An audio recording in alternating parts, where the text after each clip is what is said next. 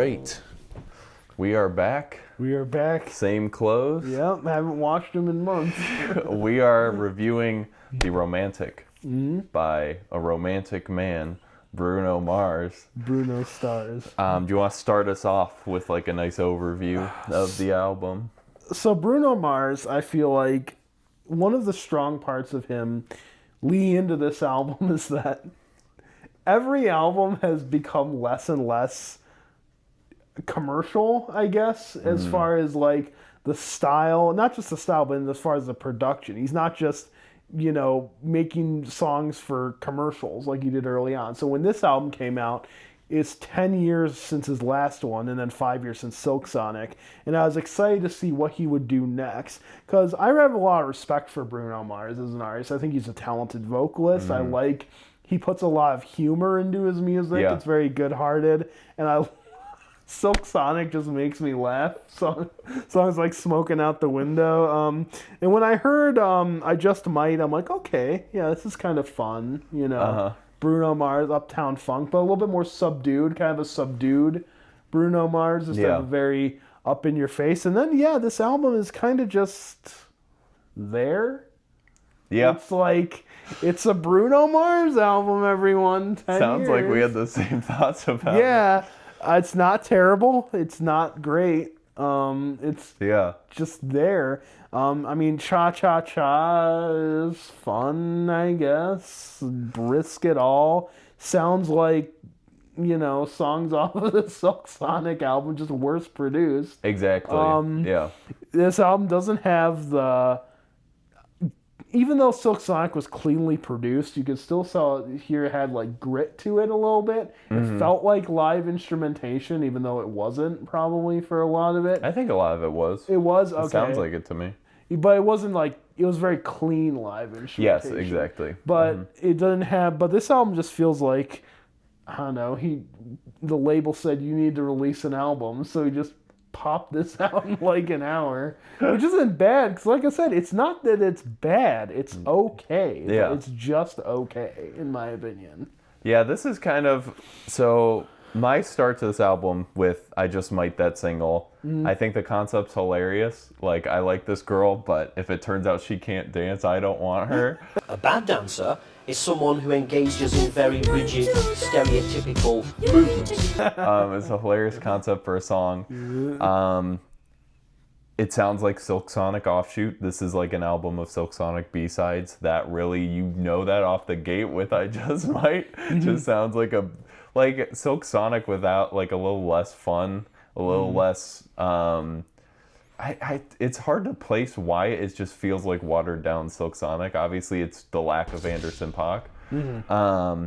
But the biggest issue with that lead single was the commercial chorus. The Oh, yeah. like that was Silk Sonic at its worst as well. Whenever they would sound like a JCPenney commercial. My issues with the album, the lyrics sound like ChatGPT wrote all of them almost. Besides I Just Might, I think that's pretty funny, that song concept. The rest of it really just sounds like ChatGPT spew. I will say his flirting on Silk Sonic was very funny and like purposely humorous. This album, it kind of is, but now he kind of comes out. Have you seen Parks and Rec? Yeah. He seems like Tom Haverford through this whole album to me. Right. I think I'll peacock it out of here. I'll be back. Okay. I just literally kept thinking of Tom Haverford whenever he would be flirty on More this. of an Arrested Development fan, but I've seen Parts of Rec.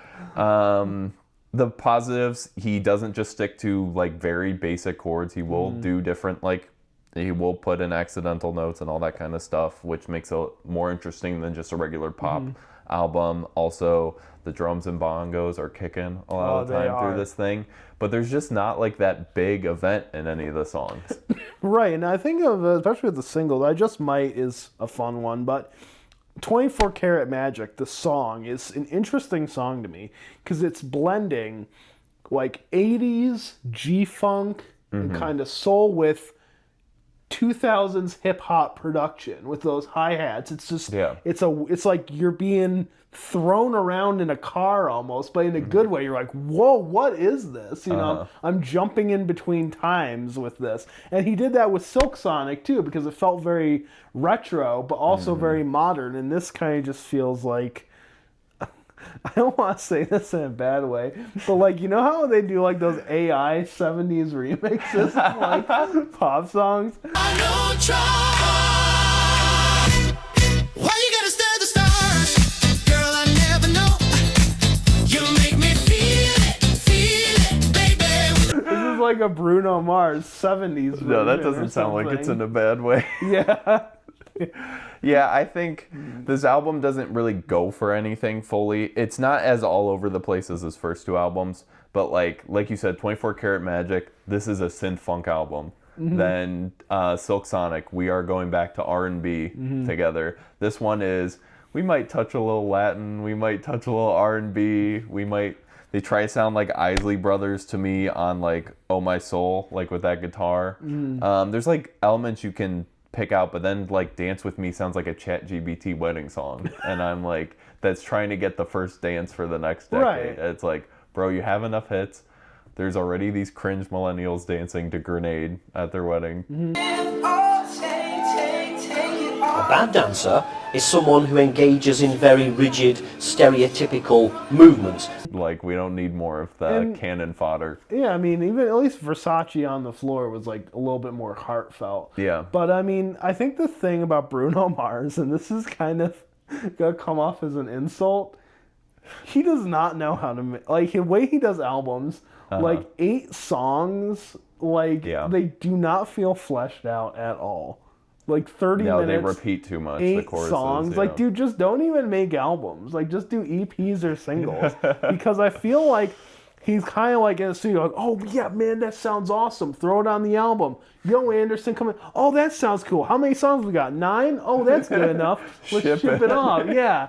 And you know, he could make a good album, but I come from the standpoint of, when it comes to R&B for me, I'm used to artists like Prince, who made albums like 1999, which I don't know if you've heard, which is an epic kind of synthy rock dance odyssey that's like an hour and 15 minutes, and it repeats sounds, but every song is distinct.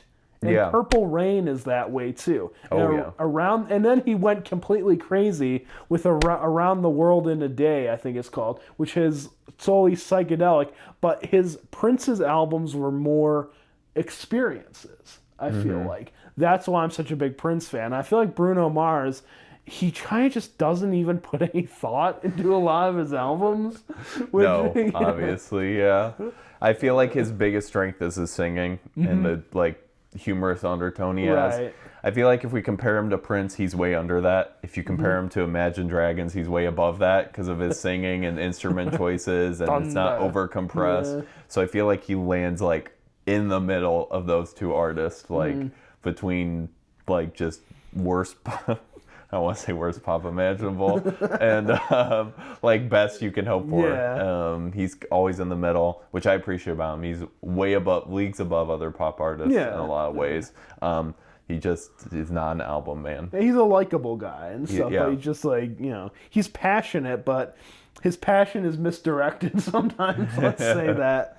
So what would you give it out of 10? I'm going right down the middle, man. It's a 5 out of 10. Listen to some songs on the radio, forget them on the way home, kind of thing. I will say I did have to re-listen pretty quickly to parts of this album to remember what was Exactly. So but I will say when I was listening to this in the car, I was drumming along to those drums. So I would give it a 5 out of 10 as Yeah. well. Okay. All right, we'll be back to review Bruno Mars. It's discography. Discography review. All right. Why